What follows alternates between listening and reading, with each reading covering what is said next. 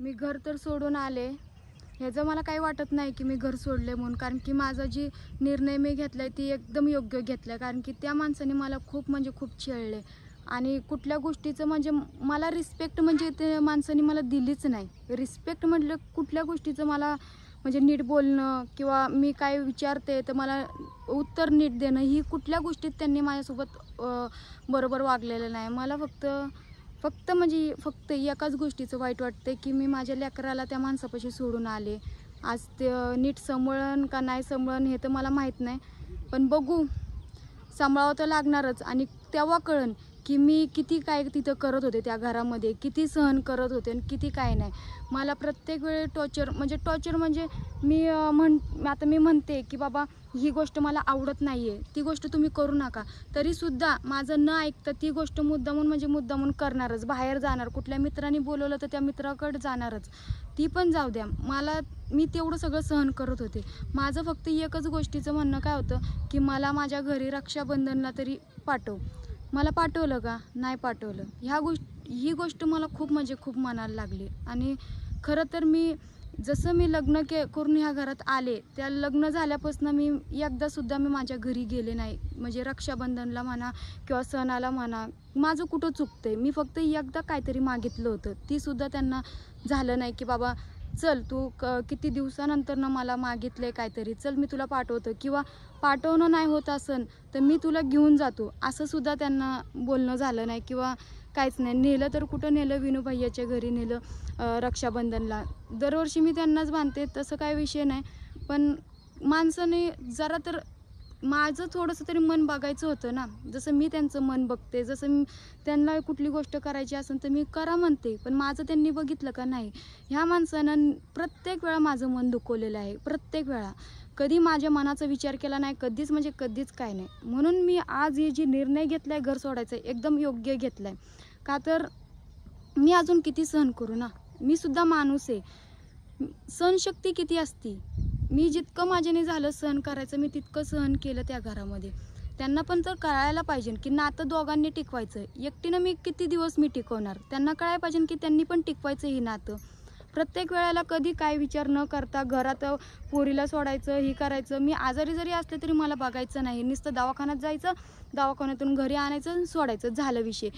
आणि हिंडायचं इथं तिथं, मोकार हिंडायचं. आता कुठे हिंडायला भेटणार आहे का? नाही भेटणार आहे. पोरी तेव्हा कळन ना की बाबा पोरगी पण किती त्रास देते, आपण पोरीकडे लक्ष द्यायला पाहिजे, तसं कळायला पाहिजे.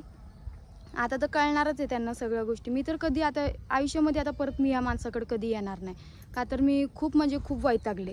घर सोडून आल्यानंतर मला एक सुद्धा त्या माणसाचा फोन आलेला नाही. इथंच माणसाला कळतंय की माणसाचं किती प्रेम आहे आणि किती काय नाही आहे. माणसाने एक फोन मेसेज तर केला असतं की बाबा तू कुठं आहेस, नको जाऊ, बरं ठीक आहे तू निघाली आहेस घरातून, फोन करून एवढं तर माणूस विचारतो की तू घरापर्यंत पोचली का नाही पोचली, आता तू कुठे आहेस, एवढं तर माणसाचं विचारणं कर्तव्य होतं की नव्हतं. एक सुद्धा मला फोन आलेला नाही आणि एक सुद्धा मेसेज आलेला नाही आहे. इथूनच मला कळतंय की माणसाला किती माझ्याबद्दल काय वाटतंय. त्या माणसाला कधीच काय वाटणार नाही आहे. इतकं मला म्हणतात की मी आतल्या गाठीची. मी काय आतल्या गाठीची? मी आतल्या गाठीची असले असते तर मी त्यांच्या बहिणीकडे पाठवलं असतं का की जावं तुम्ही रक्षाबंधनला बांधा राखी. मी त्यांना तिथं पाठवलं, मी नाही अडवलं. मी त्यांना अडवलं का? नाही अडवलं. मग मला का अडवलं गेलं? मला का नाही माझ्या घरी पाठवलं? मला नाही पाठवलं त्यांनी ना. त्या गोष्टीचा मला खूप म्हणजे खूप जास्त राग आलेला आहे. आणि म्हणून मी घर सोडून आता मी खरंच चाललेले आहे. आणि मी तर आता कधी परत ह्यांच्यापाशी येणार पण नाही, कारण की खूप मी सहन केले आणि माझी आता सहनशक्ती पूर्णपणे संपलेली आहे.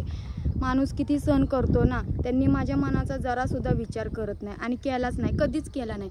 कुठल्या सणाला विचार केला नाही, काही नाही. आणि उलटं मलाच बोलल्या जातं की तू आतल्या गाठीची आहे, तू अशी आहेस, तू तशी आहेस, तुला कळत नाही का, तुला संसार करायचा नाही का, तुला संसार टिकायचा नाही का. मीच का टिकू संसार? तुम्हाला पण तर कळायला पाहिजे ना, आपली एक पोरगी आहे. कधी मला घरातल्या कुठल्या गोष्टीला मला मदत केली नाही आहे. कुठल्याच गोष्टीला मदत केली नाही की बाबा तू स्वयंपाक करतेस तर आण, मी पोरीला घेऊन बसतो. पण नाही, चिडचिड होणार, कुठं पण जायचं तिथं जाणार, माझा विचार नाही करणार. ह्या गोष्टीचा मला खरंच म्हणजे खूप जास्त राग आलेला आहे.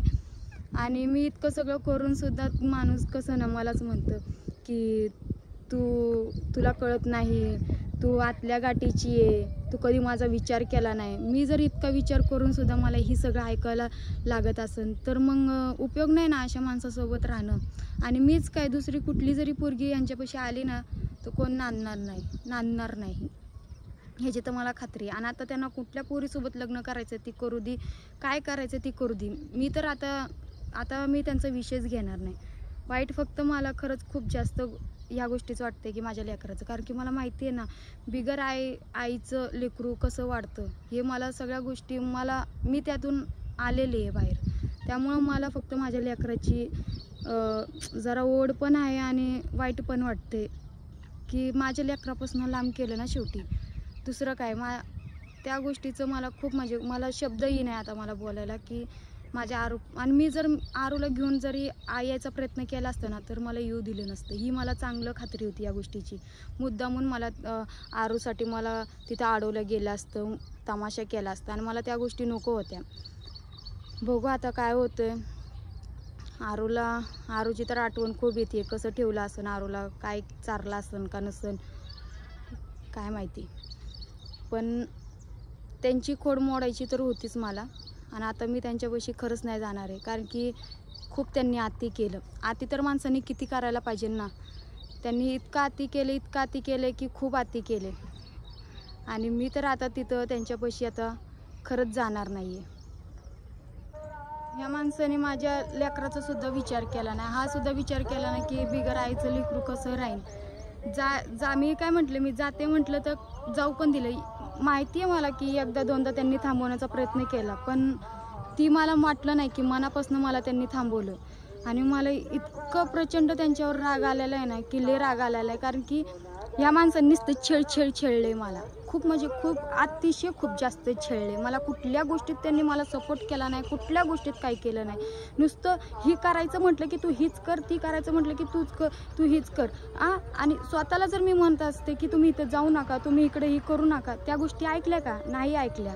का तर आता लग्न केलं ना माझ्यासोबत, मी त्यांची गुलाम झाली. आणि ती माणूस म्हणजे मोकार हिंडायला मोकळा झाला ना, मी गुलाम होऊन त्यांच्यापाशी राहायचं म्हण ही बरोबर नाही ना.